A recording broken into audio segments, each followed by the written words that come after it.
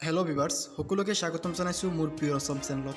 বন্ধুসকল, আজিৰ দিনটোৰ কেইটামান গুৰুত্বপূৰ্ণ খবৰ আপোনালোকক জনাম, গতিকে ভিডিঅ'টো একেবাৰে শেষলৈ চাই থাকিব।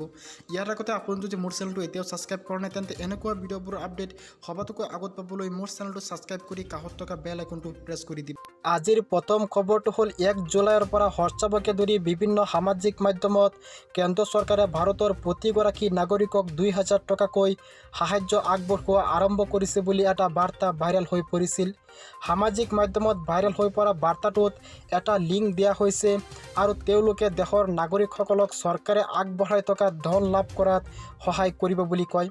সামাজিক মাধ্যমত ভাৰত চৰকাৰে প্ৰতিগৰাকী নাগৰিকক 2000 টকাকৈ দি থকা বাৰ্তাটো মিছা বুলি স্পষ্টীকৰণ দিছে PIBয়ে সামাজিক মাধ্যমত ভাইৰেল হৈ থকা এনেধৰণৰ বাৰ্তা ভুৱা বুলি কোৱাৰ লগতে তেনেধৰণৰ লিংকৰ পৰা জনসাধাৰণক সাৱধান হৈ থকাৰ বাবে আহ্বান জনায়।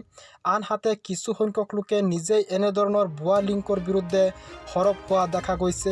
তেওঁলোকে নিজেই হোৱাটছআপ গ্ৰুপসমূহত এনেবোৰ লিংকৰ জৰিয়তে দুষ্ট চক্ৰই ধন উলিয়াই নিব পাৰে বুলি উল্লেখ কৰি কোনো লোকক নিজৰ বেংক আদিৰ তথ্য কাকো নিদিবলৈ আহ্বান জনায়। আজিৰ দ্বিতীয় খবৰটো হ'ল ৰিলায়েন্স জিঅ'ৰ আন এক যুগান্তকাৰী পদক্ষেপ। জিঅ'ই মুকলি কৰিলে HD video' calling app Jio' meat.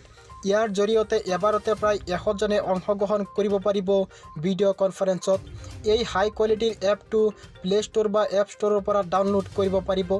ব্যক্তিগত আৰু পেছাদাৰী দুয়োটা দিশতে ব্যৱহাৰ কৰিব পৰাকৈ মুকলি কৰা হৈছে এই নতুন এপটো। বৰ্তমান যিহেতু সমগ্ৰ দেশতে কৰোনাৰ আতংক, বহু চৰকাৰী বেচৰকাৰী প্ৰতিষ্ঠানত কৰ্মৰত কৰ্মচাৰীয়ে ঘৰৰ পৰাই কৰি আছে অফিচিয়েল কাম কাজ। আনকি মিটিং আদিতো ভাৰ্চুৱেল উপায়েৰে অংশগ্ৰহণ কৰিবলগীয়া হৈছে। গতিকে এনে সময়ত জিঅ'ৰ এই জিঅ' মিট মুকলি কৰাৰ কাৰ্যক লৈ সময়োপযোগী পদক্ষেপ বুলি আখ্যা দিছে বহুতে। গুগল ক্ৰম বা মঞ্জিলা ফায়াৰফক্সৰ পৰাও ব্যৱহাৰ কৰিব পৰা যাব জিঅ' মিট। এণ্ড্ৰইড iOS সকলোতে ফ্ৰী হ'ব এই এপটো। আজিৰ তৃতীয় খবৰটো হ'ল চীন আৰু ভাৰতৰ মাজত হোৱা সীমান্তৰ ভূমি সংঘাতৰ পিছত দেশত টিকটক সহ বন্ধ হ'ল 59টা মোবাইল এপ্লিকেশ্যন। কিন্তু কেৱল টিকটক বন্ধ হোৱাৰ ফলতে মোবাইল এপটোৰ চীন দেশস্থিত মূল প্ৰতিষ্ঠান বাইটডান্সৰ হ'ব পাৰে বৃহৎ লোকচান। চীনৰ ইংৰাজী দৈনিক গ্ল'বেল টাইমছে নিজৰ টুইটাৰ একাউণ্টত প্ৰকাশ কৰা মতে এই প্ৰতিষ্ঠানটো $600 কোটি মূল্যৰ লোকচানৰ সন্মুখীন হোৱাৰ সম্ভাৱনা আছে। ভাৰতীয় টকাৰ হিচাপত এই লোকচানৰ মূল্য হৈ গৈ প্ৰায় 45,000 কোটি টকা।